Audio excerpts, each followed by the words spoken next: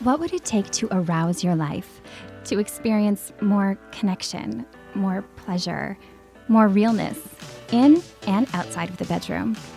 I'm August McLaughlin, and this is Girl Boner Radio.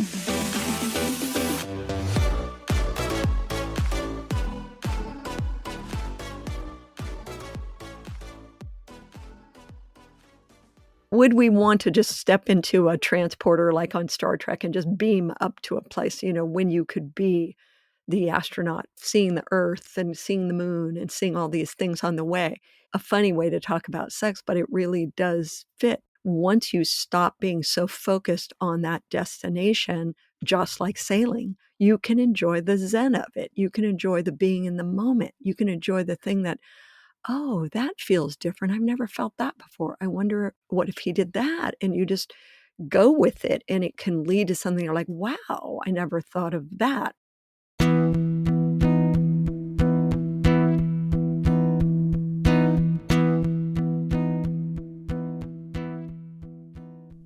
Jennifer Silva Redmond is an author and editor with a career spanning decades. Her new memoir, Honeymoon at Sea, recounts her first year of marriage on a small boat. As the description reads, the voyage tested their new relationship, not just through rocky waters and unexpected weather, but in all the ways that living on a 26-foot sailboat make one reconsider what's truly important. As unusual and surprising as the adventure was, in some ways Jennifer might have been built for it, given her hippy-like upbringing.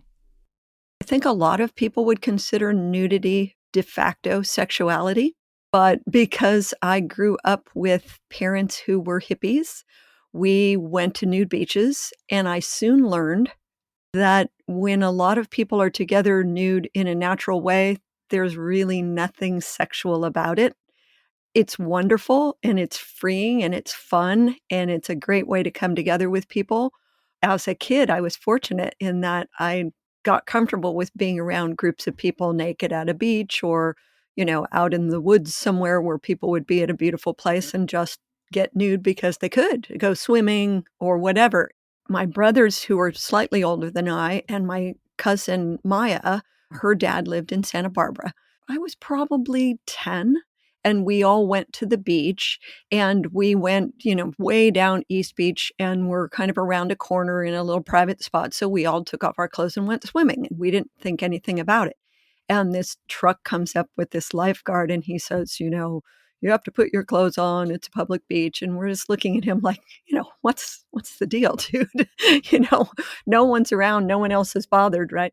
And he says to my oldest brother, who would have been like 12 or 13, well, you're getting to the age where people are going to start being offended. We put on our shorts and whatever, and he drove away. And we just thought that was the funniest thing. So for the rest of the day, no matter what we did, we were like, you're getting to the age where people will be offended by that, And we just thought, oh, this poor guy's so messed up, He's not cool like everyone we know, right? We so much thought that we were just part of this group that was going to spread around the world, and we'd all be holding hands and singing Kumbaya, right? I mean, that totally felt that way in 1968 and 69 and 70 as a kid, that we just felt like, oh, all this stuff that people are saying, black is beautiful and nudity is not shameful, and so many things that we have to learn over and over and over again, sadly. So yeah, I remember that the first time somebody's saying, you have to be ashamed of this. And we were all like, no, we don't. And we just thought that was so funny that we just felt kind of, I don't want to say sorry for him. We just thought, oh, you're so outdated. I love that you could laugh about it and it didn't fuel shame. It was the opposite. It was just like, wow, you just don't know better, dude. Like, it's actually much better this way. Did that stay with you, that confidence? It didn't, and that's too bad. Jennifer's family moved to San Diego when she was 12 or 13. Not long after that, she started getting involved in acting. I was very late developing, so I had no boobs at all. It was a straight little stick. And so when I got into theater, it was kind of cool because, that wasn't a big deal in theater. And I actually played a boy in a play. None of that was really a thing for her, she said. She wasn't focused on her body or looks. Until, that is, she moved to Los Angeles and started auditioning for movies and TV shows. It was immediately a lot of focus on, your face is too pudgy. You're not sexy enough. You can't be too thin in Hollywood was basically the feeling. Like no matter how thin I was, somebody thought I should be thinner. And you certainly know that story. I do. And I also remember going on auditions also as an actress in Hollywood. And so many of my character descriptions talked about the body. Right. And how sexual the person was.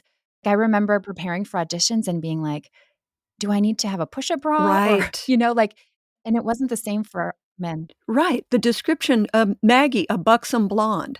They don't say Frank, a big-dicked executive. You know what I mean? What has that got to do with anything, As you say, her physique is a part of the character. Jennifer detailed a related experience in her book. Her agent had sent her on an audition for a sexy ingenue role in a film. The casting director's feedback after was that Jennifer was, quote, not sexy enough and had to lose weight. By then, Jennifer had already turned to risky weight loss tactics, the kinds that were popular then, and that comment only fueled more of the same.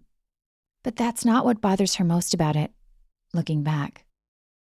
I was a size 5 or something, and being told, no, you have to lose more weight for movies, and that you could just gain a few pounds and play the fat friend. What freaks me out now is how fat phobic I was, because my mom had been fat all my life. She literally considered it like the thing that kept her from being happy for many years. So I really saw it as like the worst thing that can happen to you. So when he said, gain a few pounds and play the fat friend, it was like he was saying, you're going to be ugly. I mean, it was just so stupid that I reacted that way, but I totally did. Jennifer's memoir touches on memories like this as it moves back and forth with the currents of her life. In many ways, it's a love story, one that involves her longtime romance with her husband, Russel, and, as the cover reads, finding herself. Jennifer and Russel first met when they both tried out for the play, Our Town. She was only 14 then. So we auditioned. We were all in a big room together. It's so funny. I actually have a journal entry where I say, he's so bitchin'. He's so bitchin', which is so 14-year-old in 1975. Just thought he was the coolest guy. He was tall and handsome and blonde and adorable. Of course, we get cast in this play together. There's a lot of young people in our town, but he was just someone that just totally took my focus, So I just sort of followed him around and, mooned over him. He also had sharp photography skills. So for years after that, I would show up and say, I think I need more headshots. But I was also like, is he dating someone? What's going on with him? So finally at like age 22, I was living in New York. And then I came back to San Diego and I show up at his house in my little strapless mini dress. And said like, hi, how are things? And he said, oh, let's go to lunch. So we went to Mexico like you do and spent the night. The consummation was well worth the wait. We really, just had fun together from that very first date. They didn't stay together for good, though, at least not yet. It was clear that he really liked me and we were serious, but we were using birth control and I got pregnant. And we just both knew that this was not a good time. I was young. I wanted a career and he was also wanted a career. And we were just, okay, this isn't going to happen. So we agreed to have an abortion and we went through that fine and everything was great. And I just kept thinking, well, the timing's not right, but we'll stay together. And then I don't know if it was the forces of outside things that were happening at that point in our careers, but at a certain point, it became clear that what I thought I wanted, and of course now I can see that more clearly, was it just wasn't the right time for it. So we broke up and it was pretty much his idea.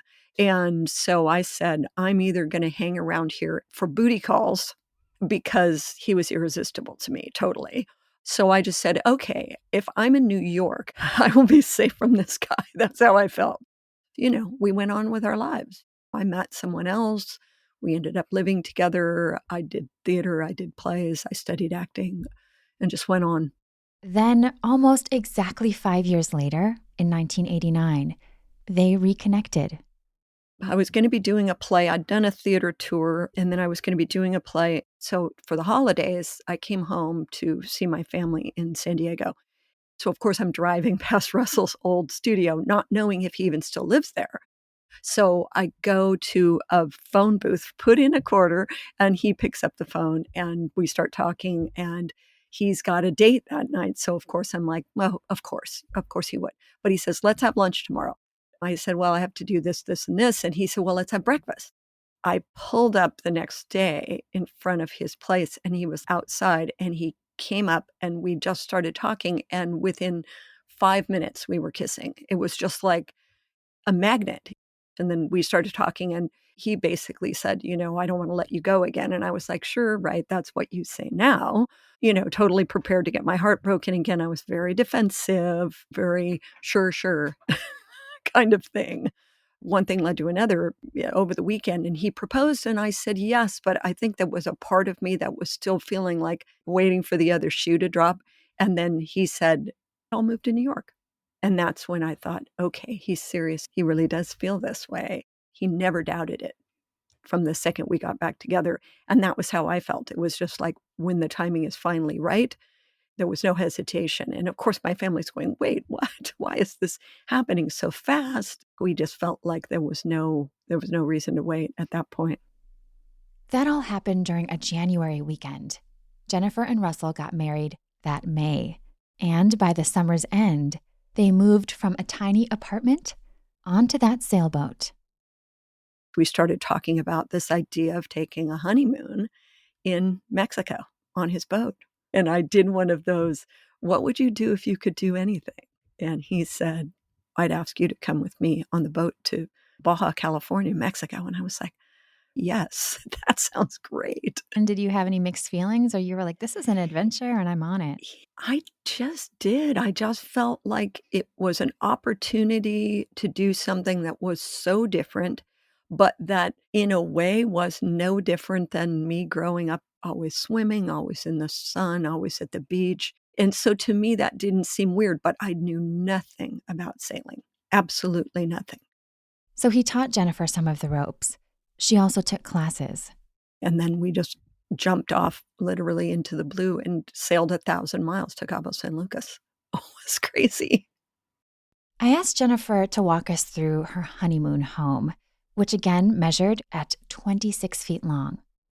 A boat is always smaller than what the length sounds like. So it's basically like the size of a small walk-in closet below. Some people would find it really claustrophobic. Russell could not stand up inside the boat. So you're in this space that's like a space capsule, but you spend most of your time in the cockpit of the boat, which is the open part of the boat where you can, run the sails and pull the lines. And you spend time up on the deck of the boat. That's where you're outside most of the time because Mexico, of course, is warmer most of the time of the year. But we never felt like it was a tiny space because we spent so much time out of doors.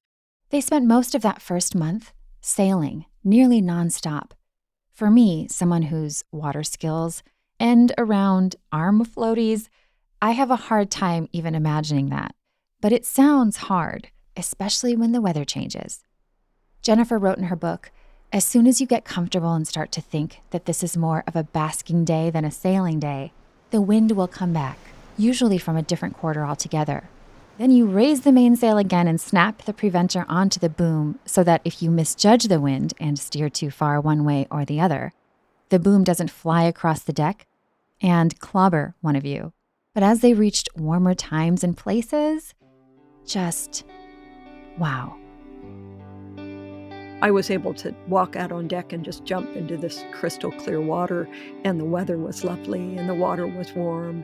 So it sounds like a small space, and of course it was, but it never felt cramped.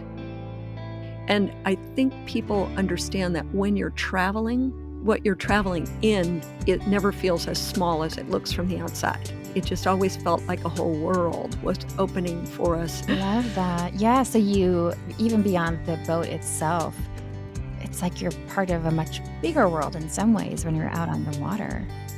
Yes. And there's this whole community of people that are out sailing, and we met people from Canada and Europe, I mean, from everywhere to Mexico because it's so beautiful and unspoiled and gorgeous and warm. And warm meant that clothing, once again in Jennifer's life, became pretty optional. The difference between swimming nude in warm water and swimming in warm water in a swimsuit is literally like night and day. Completely different, because you feel like you're sort of one with it.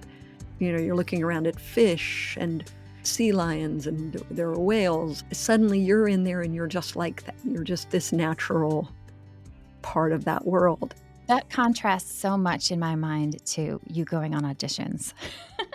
Like your Oh my body is part of gosh. this natural Yes. universe versus someone picking apart all your body parts and trying to morph I you had into not someone. I had not thought of that contrast, but that is so right on. It was like not only was I with someone who was very attracted to me. Obviously, we were very attracted to each other. But also, I was in a place and a space in which I could be nude very comfortably. I mean, even when there were people around us in other boats, we could be nude below decks. You could be wearing only a t-shirt if, you were a distance away from other boats. And then it's 90 degrees in the boat. So you come below and immediately you're nude because neither one of us had a hang up about being nude at that point. But I'd also been through this whole progression, as we talked about, of being very judged. So there was still that element in the back of my mind, like sit up straight and suck in your stomach, Yeah. stick out your boobs. I mean, just It's programming. yeah, programming, like so programmed. Or when you're sitting on a wooden deck and you look down at your thighs, of course your thighs spread out like they're supposed to do to hold you up, right? But it's like judging that, like, do my legs look, God forbid, heavy? I mean, it's just so crazy. But little by little, that began to fall away. I just thought of, is this appropriate place to be nude? Not who's going to see me, what are they going to think, or what is he going to think about me? You can say we got comfortable with each other, but that's not even to the level. It became as comfortable to be together nude as to be together in any other way. And once again, talking about full circle, it was like being a kid again, where nudity wasn't about sexuality. That's not, of course, to say that it wasn't titillating at times to be together nude, but it wasn't just because you're nude, you're constantly about to have sex. So there was a comfort in that and a relaxation in it. That comfort and ease also made way for stronger intimacy of many kinds. You obviously have and have had this really strong physical chemistry with each other. Yes. And it sounds like a really wonderful sex life as an extension of all these other wonderful parts. What can you share about sex in those close quarters? I would say the best thing about our sex life actually began with talking. I had had a lot of secrets, things that I never talked about with other boyfriends or maybe with one boyfriend, about things that happened to me as a child and a lot of shame that I carried around about that. But I also think that was offset by the fact that I've talked about so far, as like growing up in other ways that were not shaming. And I had an older cousin and she would tell me, oh, do this and you'll want to do this and then tell him to do this. And I was like, oh, really? Okay. So it was funny because I had always felt like I was having orgasms for him, like it was a thing I was supposed to do to make him happy. So, of course, I'd faked it a lot. And I'd enjoyed when people could help me orgasm in some other way, and that was kind of the way things were.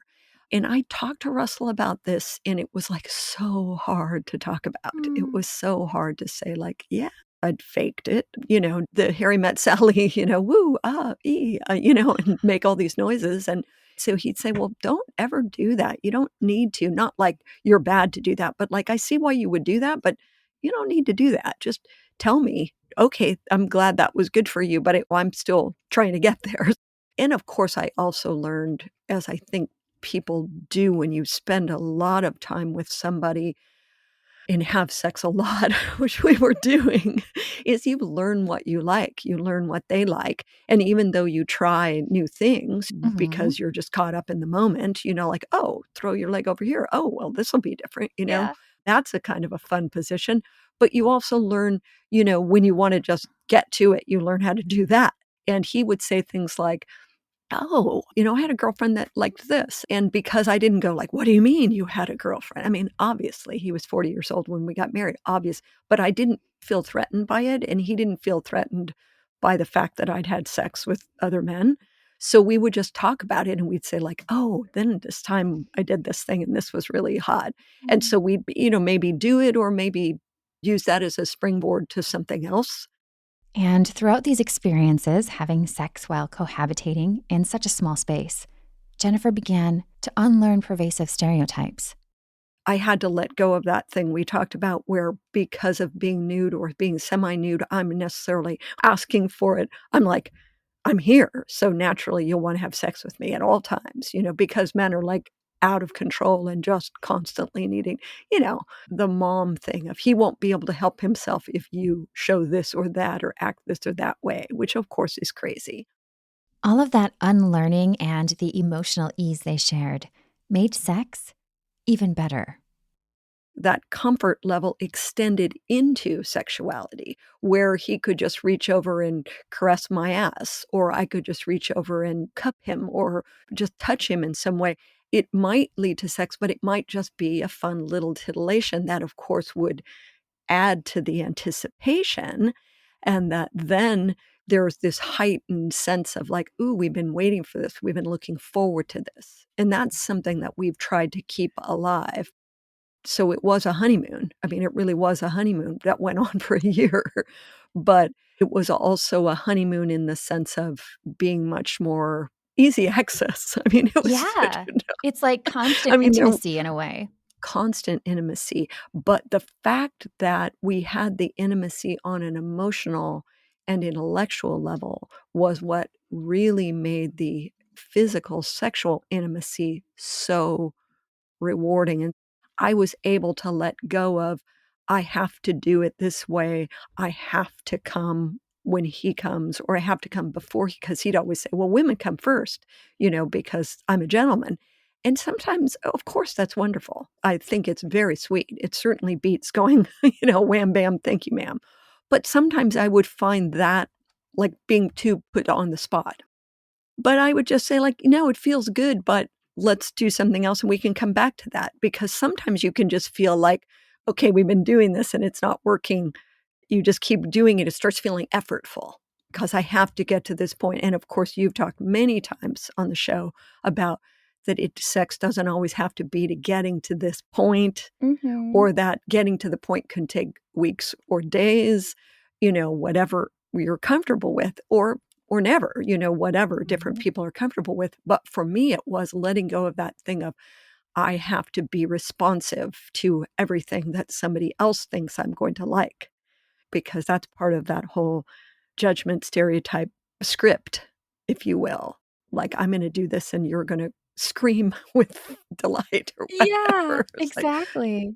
I mean, I Yeah. don't like to say I'm never gonna do anything. I mean, I haven't been super turned on by anal really, but I never like to say I'm not going to do something, but I like the flirting with something, and sometimes it's just kind of being in that general area or a little tease of it can be very erotic, but I find that if I feel like it's being pushed, then I'm like, "No," then everything shuts down. Yeah, it's not sexy to be pressured. It's not sexy to be pressured, period, and even if somebody isn't meaning to, sometimes that can come just from they're at one place at that moment and you're in another place at that moment and they're going, yeah, let's go on. And you're like, no, let's not, you know? Yes. And then we have this like self-pressure where Yep. we think, well, if they're excited, Yeah. they may be, hopefully, they are completely fine with something else.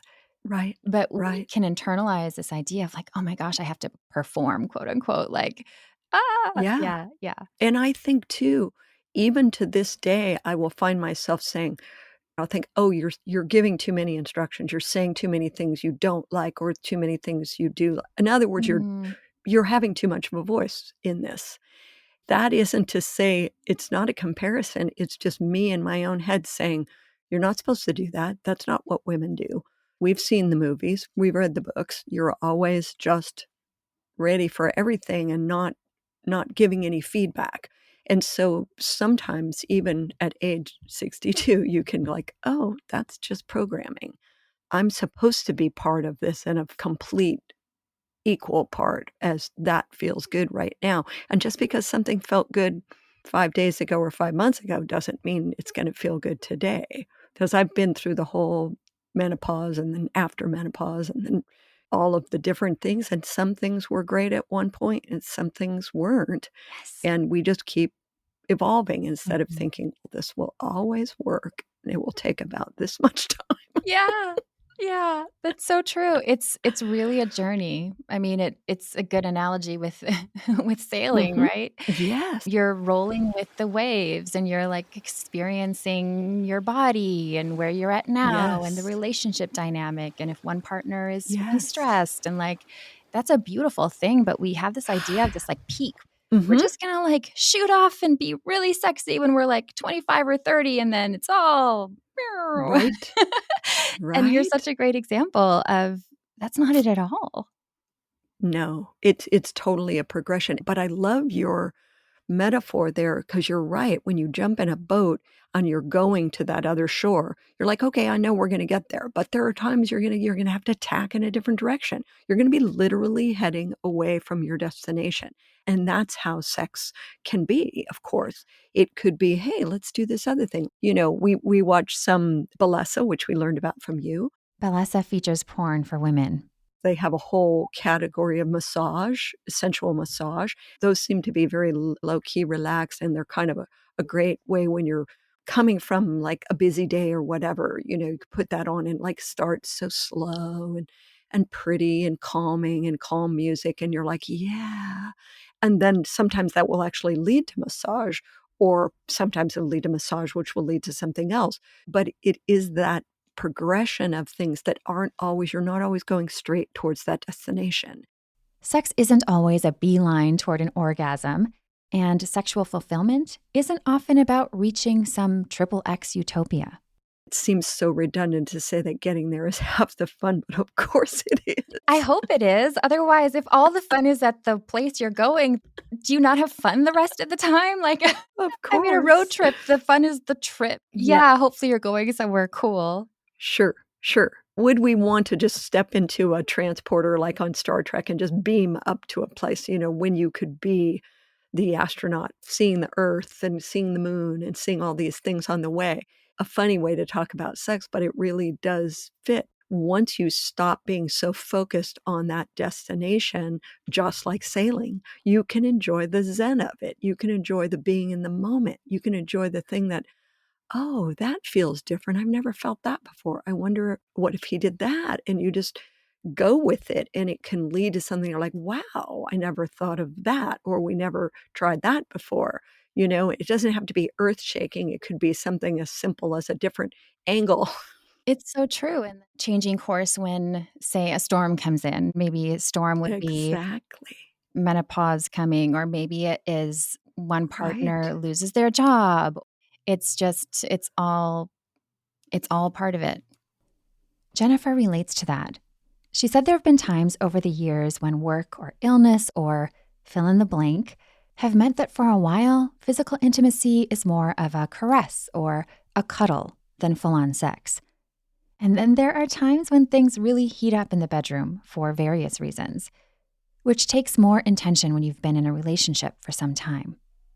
That doesn't mean that any of it is less pleasurable, of course. Familiarity and long-term closeness can bolster goodness too. Jennifer and Russel are a great example of that. They've really worked to ensure that their intimacy and their connection remain strong, no matter how much space they have. To this day, her life with Russel at sea continues. Yep, on a boat. Decades since their post-wedding honeymoon. This might be hard to even imagine, but have you thought about how different your just intimacy would be if you hadn't been living on boats and hadn't had this closer proximity? All I know is we oftentimes say we were so glad that we took that leap against all odds. Who would think that this actor, who I was most often employed waiting tables, would be able to get on a boat and find that that was her life, her place in life? Who would guess that? Because it was really basically a recipe for divorce, I mean, it was a recipe for disaster. Instead, it became this whole part of me that became such an important part of my life. That's not always going to happen to people. It's so easy to say, I'm not familiar with that. I'm not good at it. I don't know if I will be good at it. Therefore, let's not try that. Whether it's food or an activity, idea for a date, an idea for sex, I've never done that. Therefore, the chances are I won't like it. But what if the chances are you will like it? What if the chance is always just as high that you will like that new thing, that new hobby, that new position, that new whatever? You can try it. And if you're with somebody you trust, this is, of course, a huge part of that, is being able to say, that was nice, but this is not going to be my thing. Or even before, like, whoop, yeah, I was wrong. This totally applies to sex toys too. I mean, don't most things? And that's so fun too, I think. If you have something that goes a little wonky, it can be really funny or just something Yes, you endured together yes. as long as you are having a good rapport through it. And you could just go, wow, Sure, I really thought I was gonna sure. love anal. I really thought I was gonna love this unique toy. And maybe it's worth trying again. Maybe you're like, I never want to try it again. And all of that's Right, great. You can be like, I'm right. glad I figured it out and wasn't that funny when the Yep. toy went bouncing across the room or whatever funny thing happened. Yes. Yes, and that has happened to me with a toy where it's like every review is 5 stars and everyone loves it, Oh, yeah. and you try it and you're like, "Oh, this doesn't actually fit me. It Yes. doesn't literally fit me. My body just totally doesn't work with it." It's like, "Oh, well, that's a shame." Yeah. I mean, you can still do something with it, but it's not gonna be like the big bonus part of, "Gee, I got this toy and everything changed." It's like, "No."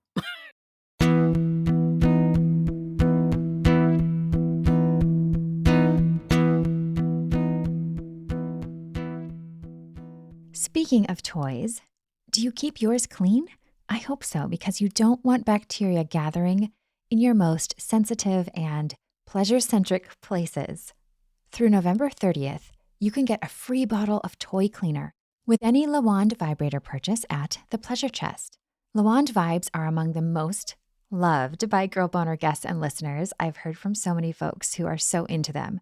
They're great for external buzz most anywhere, a sensual back massage, some steamy clitoral stim. Explore the collection and place an order at The Pleasure Chest. Again, that's The Pleasure Chest at thepleasurechest.com.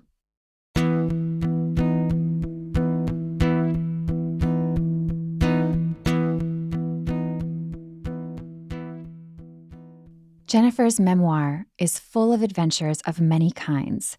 Here's what she most wanted you all to know about it, and related wisdom she hopes you'll take to heart. Of course, the fun of being able to get on a boat, whether you're sitting in your armchair, and to be able to take off on this adventure that seems so unlikely or incredible. I had a guy who's 93 write a review, and he said, "I feel like I lived it all along with you." And I thought that was really cool. But I think more than that, you read so much about how people get together and that a lot of marriages break up in the first year. Or things go wrong in the first year that aren't addressed that later come up and that can be really detrimental. If I could pass a proclamation, it's one that people would not marry people they don't know. It just seems like such an obvious thing, but it happens all the time. You think you know somebody because, you were in homeroom with them. You graduated at the same time. You like some of the same movies. I mean, you don't really know them. And a big part of that familiarity is letting them know you too, including your desires. Being able to learn to just say what you want, whether it's in bed or in life, and to trust that that person is going to listen to you. If they don't, then you're not with the right person. I'm not saying that they listen and respond right away. I'm saying that they're willing to listen, that they have to be willing to listen to you and you saying your truth, whether it's about your past or your dreams for the future or how you want them to touch you or how you want to touch them. Because I have fantasies that Russell is totally not interested in for him, but he does them with me because I find them cool and vice versa. But if I was worried to say like, oh, I don't think he's going to like this, so I better not tell him what I like or what I want. That was really what this whole period of my life was about, is like, what do I want to do next? Who do I want to be? And I was luckily with somebody who kept saying, I don't know. What do you want to be? I don't know. What do we want to do next? And so that was an incredible gift that I got. We were both so lucky. I still think that we're lucky to this day, of course, but taking the time to lay that groundwork, that foundation for a relationship. So I think it's trusting yourself and being able to look at your future without any preconceived notions and say, gee, I wonder where I'll end up. Yeah. Let's go for this. And I don't think it's about money, though, of course, it was very nice that he had a little bit set aside so we could do that comfortably for a year rather than the 3 months that we started out thinking about. But for a lot of people, they'll think, oh, I can't do that. But you can do something. You can do something that will be a shared thing that you do with the person you love, that it can be an adventure. It could be hiking. It could be walking. It could be swimming. It could be taking up a sport or a hobby, and that you do together, because I think that adventure that we took together is still paying off dividends, as we will say, that just are a daily payoff because of all that time we invested. It was fun at the time, and we're still having fun. The honeymoon continues.